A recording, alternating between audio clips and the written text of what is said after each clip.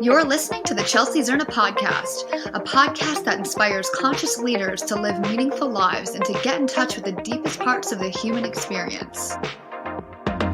My name's Chelsea Zerna, and I'm a women's empowerment coach with the mission of rewilding the feminine back into society.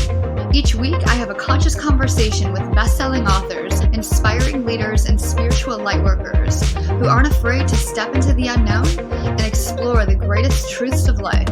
Thanks for listening. I remember about this time last year, you and I were at a social in Atlanta and the world was like normal. And now, we're a year in. Yeah, we have a photo of us at this Zouk event. That's where I first saw you, and you dance. You have very similar body movement to me, so I was like, whoa, I just knew I needed to meet you. Yes, I was like, who is this kindred spirit with this wild hair like mine? Yes.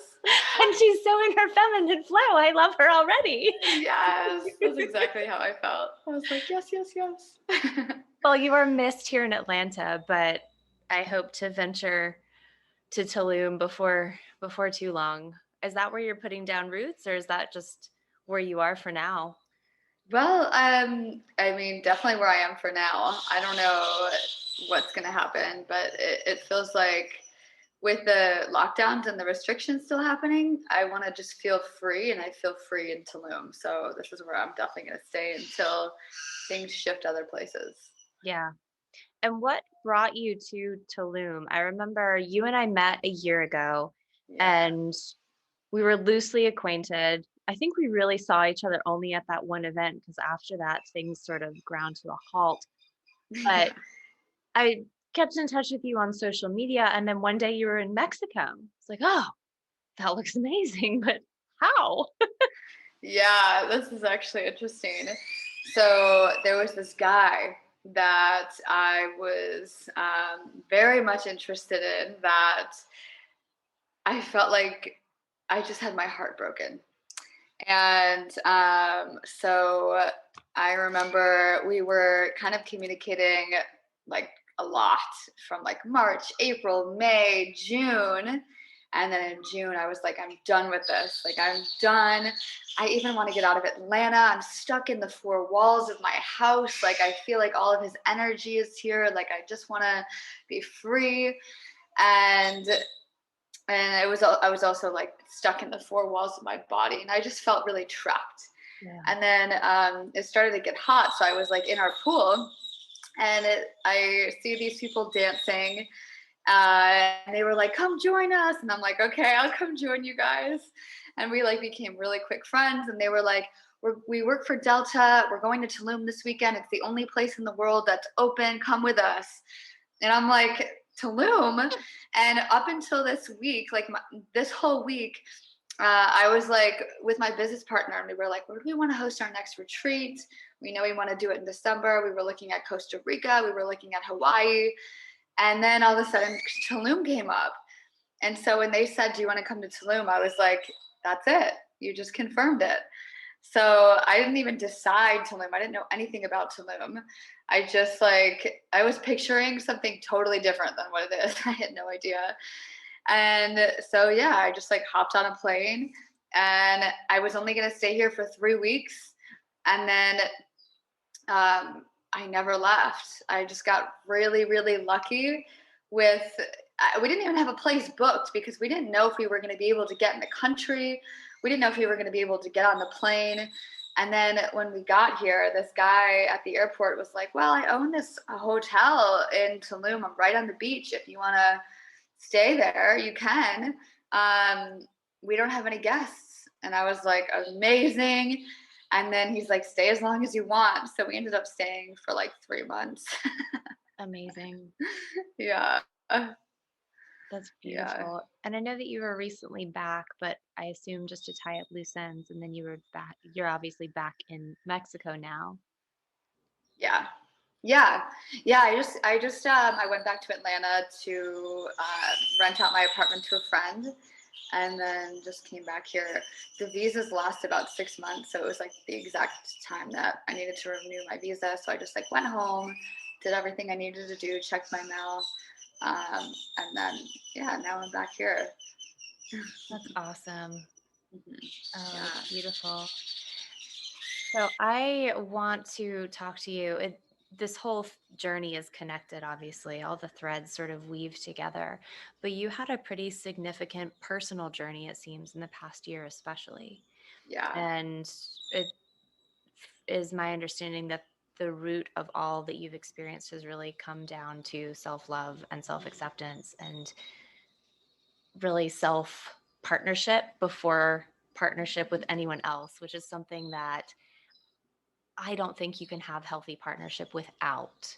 And it's something that I learned myself through my sordid relational past, but really culminated with the dissolution of my marriage and my divorce. And it's been life changing.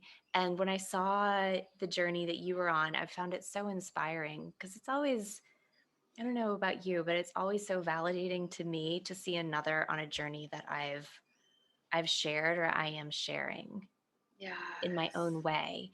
I want to hear about yours. Mm.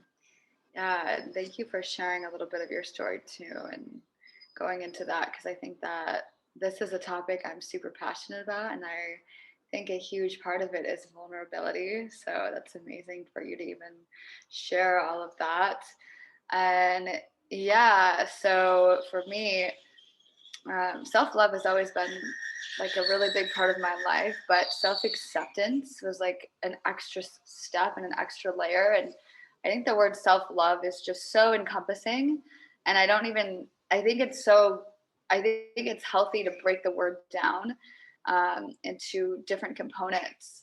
Because I used to say, I love myself. Of course, I love myself. But when I really got into what it means to love myself and like all the different ways that I could love myself, I realized there was a lot of gaps and I wasn't really fully loving myself. And there was always this constant external validation that I was seeking. And it's still a part of me. But I feel like moving here and being so, I focused on it for a long time. And I feel more whole than I ever have, although I know that it's an everyday journey of choosing yourself. But I would say a couple of years ago, I discovered ecstatic dance. And that was kind of my like introduction to self acceptance. And I feel like when I dance, I used to fear dancing in front of people. And I used to fear like especially if I didn't have a friend to dance with, I would never go out onto a dance floor by myself and just start dancing alone. Like that just felt so uncomfortable to me. But when I found ecstatic dance, it was like this girl, she took my hands and she like walked me out onto the dance floor. And I asked, like, the reason she did that, I asked her, like, what does it mean to you to be in your full divine feminine essence? And she takes my hands and she walks me onto the dance floor and she closes her eyes and she just starts moving her body. And so I did the same thing and I started moving the body and my eyes were closed for like a full like minute or two. And when I opened my eyes, I was just fully in my joy and so happy. And I look around and like the dance floor was empty before and the whole thing was filled. Everybody was dancing and she was like, this is what it means to be in your divine feminine essence. It's like being fully in your joy, being so present with who you are and not caring what anybody else thinks. And from that place, you magnetically attract and receive what you need right to you. And I was like, oh my God. And originally, I was getting into ecstatic dance to access more of my divine feminine, which the divine feminine is actually the key to unconditional love. Mhm. But I, throughout the whole journey, ended up really stepping into self acceptance because then I learned really what it meant to just go out and express myself and look weird and look wild and do whatever I could do with my body and not care what anybody else thinks. And it ended up becoming like a healing methodology for me. Like anytime I wasn't really like accepting myself or feeling down, I would literally go out in front of people and just start dancing until I felt good with myself and until I was like, I don't give a shit what anyone else thinks. And I just kept dancing and dancing. And then I was like, all right, I feel good now until I started accepting myself. So yeah, that was kind of my journey, and my initial journey into self-acceptance. But then, like, when I moved to Tulum, something happened. And I don't even know if I can put it into words, but it was like I moved here with my best friend Megan.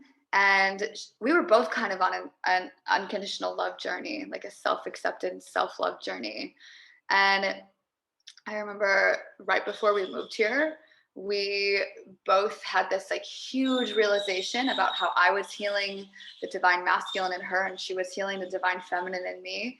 And we were just like, oh my gosh. And then it started to develop more and more about healing our inner divine feminine and masculine.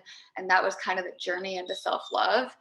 And so when we moved here, we both moved into this like cabana on the beach together and we dove into self love. And I saw her fully stepping into her heart. And just like for her, it was just like trusting the desires of her heart and being fully in her joy at all times. And for me, it was still this journey of like self acceptance and worthiness and just like not needing to do so much and just allow myself to be. Mm. And like throughout this whole journey that I've been here, I slowly just like started letting anything that I was carrying into the ocean. Like before I moved to Tulum, I would get triggered by something and go into these like crazy, like wild, like anger spells and be like, like I can't believe this. And I would just get so triggered and like my fire would come out and it would take me a second to like really come back into myself. But like anytime that happened, I would just go straight into the ocean. And before I knew it, I was like transmuting my emotions so quickly that they didn't happen anymore. And I wasn't getting triggered by as much. And I don't know what it was, but the ocean. And then I stepped into this place of total surrender and trust with the universe. Because, like, anything that I want, they call this the land of manifestation. Like, it was just, I just kept seeing it happen. And then it was like, if something didn't happen the way I thought, I got to this place where I was like, but it always does. So it can't be the end of this story. Like, there's something else here that I'm not seeing yet. I just have to wait a second. And without a doubt, it always happened. And so I started gaining this trust with the universe, and I started not getting upset because I was like, yeah, but it's never bad. There's something here. And I was just had to wait a little bit. So I just started transmuting this energy quicker, and I started gaining this trust with the universe of like, it's going to be okay. It's going to be okay.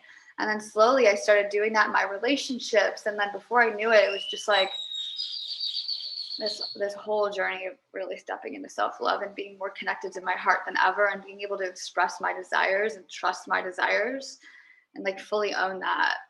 And I'll kind of let you jump in, but I'll tell you the what happened recently because there was something really major that happened recently. I can't wait to get into what happened recently. I know details, but I'll just tease it for now.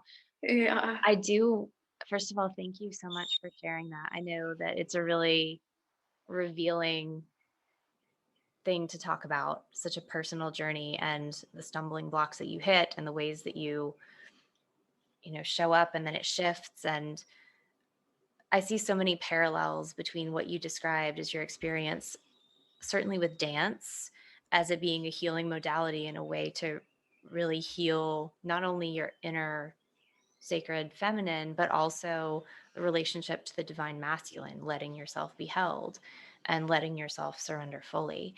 But also, pretty much everything else you said after about, oh, what was it? No, I can't remember. You said something toward the beginning of what you shared about either patterns or things that Like around the triggers and like triggers, releasing. maybe it may have been triggers. I was just really focused on listening and attuning to what you say. I don't take notes when I do these because I just want to be Totally. fully present. And now I can't remember exactly what it was. But what were some of the things that you noticed before, back when you thought that you loved yourself? And Yeah. then when you started to realize, oh, wait a minute, there are all these components that aren't fully aligned with what I Yeah. know self-love to be now. What were some of those that you recognized in yourself? Yeah, it's so funny because I think when you it's a really good measure when you, like, you know how when you go home to your family after not seeing them for a while and you just notice like total shifts, like, oh, like, you gained weight or you lost weight, or like like you are so different now, something changed. I feel like I kind of like, I see my family like once every 6 months, and I kind of like use these like markers as like ways for me to like assess my growth in a way. And when I came home in January, it was the first time that I'd been home in 6 months. So I came home and then it hit me and I realized like, oh my God, like I've changed so much.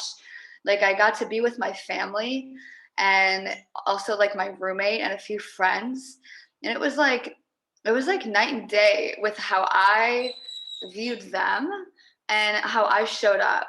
And especially like with my own family, it was like I was just there showing up in love and like holding space for any triggers or any like negativity or anything that came up with them. It was just this different way of processing of just like, hey, like I'm here for you. And I feel where you might not be totally in your self-love, and you might have wounding that's coming up. And instead of me taking it personally, I'm just like acknowledging you for being on the journey. And like, it was just a different mentality. And same with some of my friends. I just noticed like in the past, I used to really resonate with and be that person that would just like, if they'd say something and complain, I'd be like, yeah, like I totally am here for you. And this time I was just like, whoa, I recognize that I don't do that anymore. And I used to do that. And it was almost this place of like, I've shifted a lot. And I think it's mainly around how I trust the world. I don't know why, but that's like the biggest thing for me. Like in Tulum, I really feel like if it doesn't work out in my favor, it's not the end. Like there's something else there. Like it literally always works out. And I'm like, I don't know. I just noticed when I went back to Atlanta, like in a few of my relationships, there was a lot of like anxiety and a lot of worry. And there was like, I don't know what's going to happen, la, la, la, la. And I'm like, well, just take a breath and trust. Like, it's going to work out. And like, there were a few incidences where I just saw how deep the anxiety and the spiral and the fear can get. And I noticed that I used to do that. And I used to create this like energy of fear and anxiety around me because I wasn't trusting. And it also like pushes what I want away. So it actually makes love harder. And love is the most magnetic frequency on the planet. So when you're emanating love and you're really in your heart, you attract things that you want to really quickly. And so it's also a cycle. Like when you're not trusting the universe, you're creating this wall of anxiety and fear and pushing love away, which means you're actually pushing what you want away. So I just like noticed how easily it is to get in both spirals, like spirals of manifestation and then spirals of pushing what you want away out of fear and lack of trust. So that was like the biggest thing that I noticed for me, and the shift that I made was actually like that marker of like being home and being like, whoa, this is different. I've changed a lot. I don't even see the world through the same filter anymore. That's a beautiful benchmark to have for yourself, because so often it feels like we do the same things just differently. We grow in spirals, right? So we might go through a similar experience, but it's on a different plane than last time we went through it. Yeah. And you're right that when you look back on where you started from, or you experience something that used to be familiar and your way of showing up and it shifts, what an empowering feeling that must be in just 6 months. Yeah. And it was both empowering and also like compassionate. And I felt this deep sense of, I think in the past, there was this other layer of me judging other people for not being in places that I thought that they should be, or whatever you want to call it. And this time it wasn't like no one has to be anywhere. It's just like, hey, I'm here for you. We're all walking down this journey of self-love. And like nobody has it perfect. And there's so many layers to it. Like I'm sure next year I'll be like, oh my God, now. Oh, you hang know. on. The audio And I think the there was this audio just layer of broke. like compassion. Can you repeat what you just Oops, said is about that better? Yes, the audio is back now. You just said something about how in 6 months you'll be. Yeah, like in 6 months or a year, I'll probably have a totally different level of self-love, and I'll look back and be like, oh my God, back then I really thought I loved myself, but now it's even deeper. And yeah, I feel like with self-love comes compassion, and with love in general comes compassion. And there's a layer of like, just I'm so walking this with you, and I'm not here to judge you. And I'm like, I get it. I know how that is. I've lived it. Now I'm just here to like help other people really see what the difference is, and like how to actually step into that. And that's not like my mission in the world, my like greatest passion, but it's I just experienced it and now I want to share it. I feel it and I'm in it, and that's when I'm the most passionate about it. Definitely. What you said about fear and love, someone once told me that the opposite of love isn't hate, it's actually fear. And it took, at first, I didn't really fully grasp it, but it's so true because love is magnetic and fear is judgment and sometimes condemnation, or it's lack of trust, really, whereas love is full trust and full surrender. And I've found that the more I love and trust myself, the more I draw to me, which it sounds like is your experience also.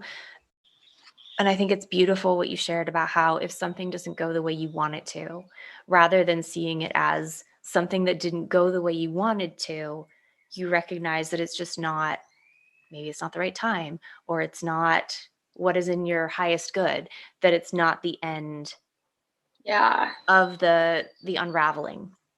And the thing I is, yeah, and with that, it's like the cycles get shorter too, the They more that you do. subscribe to it. So fast. I feel like in the past 6 months, my healers, like, I haven't seen anybody really do this quickly. But once you get in the pattern of it, it's so Yeah. natural to recognize, oh, I am coming at this from fear. I'm going to shift back into flow and into love. And Totally. reflecting on witnessing you, and all of us were unraveling. I know I sure as hell was unraveling a year ago. And to see your journey and how far you've come in a year, just as a bystander and witnessing that, is so beautiful and so inspiring. And I Oh, just want thank to share you. with you how incredibly radiant you are in this state. You're amazing. Thank you. I received that fully. I'm so grateful for you. Thank you for sharing that. Tell us, please, now about what happened, all the magic that happened recently. I just got, Yeah. like, the first time I read that story, I was like, what? And I was like, I have to see the next one. I was like, wow, this is so Oh my gosh. tell us what happened, tell us what it means, and then tell us how everything conspired divinely Yes. for it to come to fruition. Yeah. So um that same guy that drove me here to Tulum came to visit. And it was the first time that I really like communicated with him, really, since July, since I moved here. And so it was kind of a big deal. And I was just so excited about it. But then a lot of things happened, and it was just like all of my triggers were being brought up, and I was doing like the deepest shadow work of my life. And I was like, what is going on? Like, I really thought that I handled all of this. And all of these things kept coming up and coming up. And so I sat down in the week and I just wrote myself vows of love. I'm going to write some vows to myself. I'm going to commit to love in this way, in this way, in this way. And I wrote 12 vows. And I was sitting next to this relationship coach who's been working with me on a few things.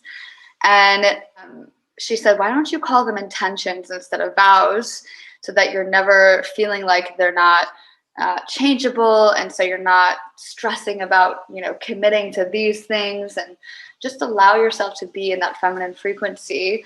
And she just gave me some suggestions, so I edited them, and they were amazing. They were perfect by the end, and I'm like, this is it. I feel so good, like I'm committing to these to myself. And so there was a day where we hung out, And afterwards, he was like, I want to make you dinner. And we had like the best day ever. It was amazing. And at the end of the day, he was like, I want to make you dinner. Let's watch a movie. And then all of a sudden something shifted and he's like, actually, I think I need some space. And I'm like, what? And in my head, I was kind of disappointed. And then I'm like, wait, there has to be something better for me tonight. If this was the perfect day, and it's this or something better. Like there's something happening I'm supposed to do. And I'm like, okay, fine, I'll see you later, bye. So I like leave and I'm like, okay, I'm supposed to go to the beach. I need to go to the beach. So I go to the beach and I have dinner with my friend. We go to this place called a How, and it's actually the place in Tulum, if you've ever been to Tulum, that has that big heart statue. And so we go to the heart statue and we're just like singing on the beach and we're looking at the stars. I'm telling her about my day and she's telling me about her day. And we just sing this song like, look at the stars, look how they shine for you. That Yellow song by Coldplay. And then she's like, I'm really hungry. And I'm like, awesome. Let's go to a restaurant. So walking down the street and all of a sudden this taxi zooms by us and we jump out of the way and into this restaurant and we're like, oh my God, he almost hit us. What the heck? And then I look and I'm like, wait, we're supposed to be here. And then this huge gust of wind just pushes us into the doors. We're like, whoa, this place is amazing. Everything is red. There's the most comfortable chairs. And I love comfortable chairs. And the tables are really low. And I'm like, this place is pretty cool. And this man walks over and he's just like, let me guide you to your table. And he sits us down. He makes sure we're super comfortable. He's like, is there anything you ladies need? How's the music? We're like, it's great. He's like, do you guys mind if I change it? There's a song I want to play. We're like, what? He's like, well, my boss is obsessed with the song Yellow by Coldplay. Do you guys mind if I play some Coldplay? We're like, what? We're like, we knew it. Like, we're supposed to be here. Like, we're about to go into a full, like, ceremony. And so I look at the menu and the restaurant's called Shiva, which is the divine masculine. And I'm like, this place is called Shiva? What? Like, this is wild. And then all of a sudden, like Ashley and I are in a conversation and he just like sets the speaker at our table because we start yelling the song and we're just like singing along. And he's like, wow, these ladies really love it. So he moves the speaker right over to us. It's so funny. And so we order food, we have this amazing time, we're just loving it. And the music is literally our love language, guiding the entire experience. This is wild. And the next song that comes on is Paradise. And I realized, I said if I was going to leave my friend's house to come here, that guy, it was going to have to be better than the experience that was there. And I'm like, this is better. Like, this is it. And I was just like, wow. And the song Paradise is on. And I'm like, this could be para. But we start singing the song. And it was just so beautiful. The entire thing was just like really divinely orchestrated.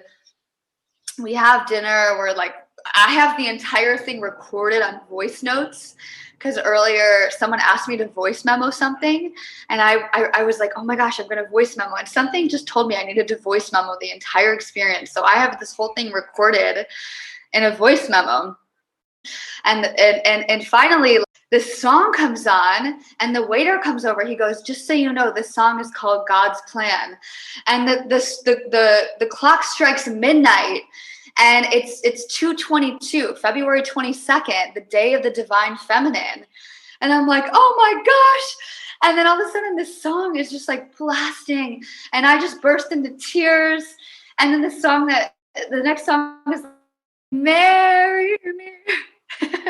You know that song that's like today and every day. It was just like this beautiful song. Marry Me. Yes. And I just like realized, oh my God. There were so many things that led up to this moment that I was like, oh my God, this is my wedding. And I started crying. And there were a few other things that happened to get me to this place. And I really feel like this is my wedding. And I started bawling and I literally cried like it was my actual wedding day. And I just started bursting into tears. And then I started slow dancing and I'm at a restaurant and there's people everywhere. And I just started dancing with myself. And then all of a sudden I see this tree. And earlier in the week, I had a friend guide me through this experience of like how to really connect with trees. And I always felt like a tree is my soul's essence. And so he was like, well, go up against the tree and listen to the tree and hug the tree and like see what the tree's message is for you. And I knew when I was dancing with myself, like, I need to do this experience with the tree. Not only that, but I need to kiss the tree. And so I gave it a little kiss. And I turn around to my friend and I'm like, I just kissed the tree. And then I'm like, wait a second.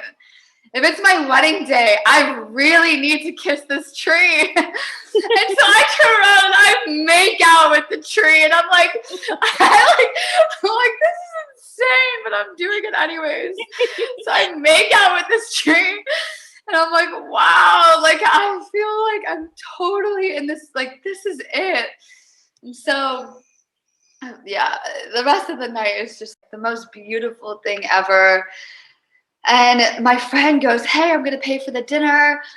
Do you mind Venmoing me for everything? And I'm like, sure. And she's like, just search I have you in my Venmo. And I look and I have this message and it says, your inner child is my muse and your emotions are sacred. Thank you. I love you. And I'm like, wow, like this is so beautiful. This was just a message in my Venmo. And I'm just like, this is literally how I feel right now. Like this is just me and my inner child fully coming into this divine union. And then the waiter comes over. He's actually the owner of the restaurant. And he goes, I have a gift for you. And he brings out this cake. And he's like, it's just on the house. And I'm like, this is my wedding cake. And I'm like, this is wild. And finally, we were getting ready to leave. And he plays the song. He's like, I have one more song for you, ladies. And he plays Wild, Wild, Wild Thoughts by Rihanna. And I'm like, you couldn't have picked a better song because my whole thing is about being wild. And the whole time, every time something really big happened, all the cars in the street would start honking. And I was like, what is going on? When I said yes to myself, all the cars were honking. When I kissed the tree, all the cars were honking. And when we left, all the cars were honking. And everyone in the street started singing Wild, Wild, Wild Thoughts. And I'm like, I literally could not have orchestrated this. Like this was not me. I didn't plan this. This just happened. And it was the most incredible thing. And then the last piece of this was my grandma. Earlier in the week, my grandma passed away a couple of years ago. And earlier in the week, that relationship coach that I told you about, she started talking about World War II, and it brought up my grandparents. And I was like, yeah, my grandparents were in Estonia during World War II, and they had this whole experience on how they got to America. And then later, this thing came up about World War II again, and it brought up my grandma. And I'm like, I'm supposed to connect to my ancestors this week. And I felt there was this dog. It sounds so wild, but there was this dog that was there. And every time I was supposed to pay attention to something, the dog would bark, almost like it was like a cue, like Pavlov's dog. There was like a cue and then a response. Wow, this is so interesting. And so I felt my grandma there in the spirit of the dog. And when I married myself, the dog jumped up on me and just like so excited. And I was like, I feel like this is my grandma. And my grandma's the one person that I really want at my marriage when I get married. And I just felt like she was there. I could never describe it in words. And when I told my brother this, he's like, you know, that grandma died 2 years ago. Like, are you okay? And I'm like, there's no words for me to say except I felt this and this was my experience. And that's just how I felt. And she was there and it was so powerful. And then the waiter, he goes, yeah, we've been around for 7 years. And that's how long my parents dated before they got married. And I was like, this is wild. And I felt this total beautiful union with my inner feminine and my masculine in Shiva restaurant on 222. And then the rest of the week, I just had all these influencers reaching out to me, wanting me to be brand ambassadors for jewelry. And I kept getting people, I kept saying, I need a ring now. Mm-hmm. And all these people were reaching out to me, like giving me jewelry. And I still haven't found my actual ring, but I know that it's coming and I'll know it when it's actually the ring that I'm supposed to wear to symbolize the sacred union. And on the full moon, I had my honeymoon party. And I just had this whole experience, ecstatic dance. I swam in the ocean. I just had the most joyful experience ever. And I'm like, this is all, it's so guided. I could not have planned any of this. And Pisces is the unconditional love. And so the Virgo full moon in Pisces season is this breakthrough into unconditional love where logic meets spirit. It was so meant to be. It was wild. I love the synchronicity, and that's my dog. She does. Of course. And I love how you talk about just, you were so fully with it as it was unfolding. And I think that's so beautiful. Did you plan, you wrote these intentions to yourself. Did you plan to have any sort of ritual or ceremony to No. consecrate your sacred vows to yourself? It was just sort of bestowed upon you. Yeah. Oh, And this song came on that made me remember that I wrote my vows. And I was like, oh my gosh, I wrote my vows this week. And then I realized it just kept getting more and more and more intense. And I was like, whoa, whoa, whoa, this is so cool. Yeah, I didn't even connect the dots until halfway through.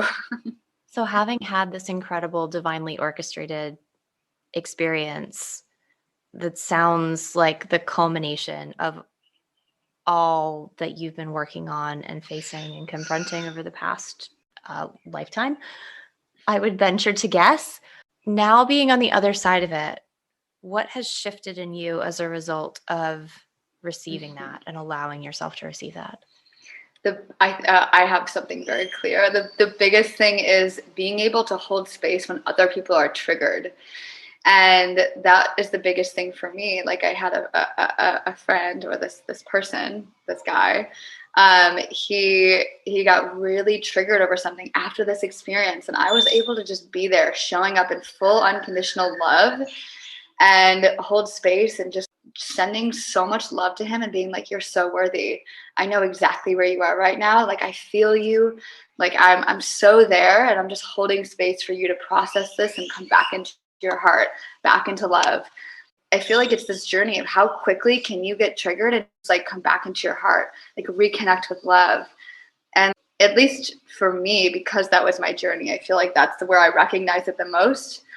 And yeah, it's just such an indicator for where I'm at and also where I can contribute to other people now. That's beautiful. Thank you for sharing that. I love stories like that, and I love your story because I've watched it all unfold, and I appreciate you sharing it so openly and vulnerably, and it's been a gift to receive it from you in this format, in addition to the way you shared it with the world. For listeners who'd like to learn more about you and the work you do and follow your adventures in Tulum and beyond, where can they find you? Yeah, they can go to my Instagram at Chelsea Zerna, or my website, chelseazerna.com. Or you can go to wildlywoven.com. And I'm going to be hosting, and I am hosting, weekend retreats once a month. And these retreats are about the divine feminine and the divine masculine coming into harmony and divine union. So wildly woven, Tantra means to weave. And so you're weaving the divine feminine and the masculine into divine union. And so these journeys are about stepping into total self-love and unconditional love. And I would be happy to support anybody in their journey of self-love. If you're in Tulum, definitely reach out to me. And if you are not in Tulum, I have this festival called Chrysalis. And we've been having a festival. The next one's going to be April 28th weekend, or April 30th weekend. And it's basically a full festival with 50 speakers. And this next festival is about coming into the right relationship with everything in your life. And so that means self, that means others, that means with money, with your business. And we'll have a mastermind called Metamorphosis, which is about stepping into your inner king and queen. And really, yeah. And that's all virtual, right? So people can all that's virtual anywhere in the world. Yes, exactly. We have like over 40 or 50 countries that attend. Amazing. It's really cool. Yes. Thank you so much for being here. It's such a pleasure to see you again, and I can't wait until I can safely see you in person again and Yes. dance and have rich, wonderful conversations face to face. It's been lovely connecting with you this way, though. Likewise, sister. Thank you so much for even asking to do this. Like, this is so special for me to share. This is the first time that I've even shared all of this. It's so fresh. And yeah, I really appreciate you. And I'm excited to drop in with you further, hopefully in Yes. person soon. Oh, I can't wait for the day. Thank Me you for too. joining. Yes. Thank you.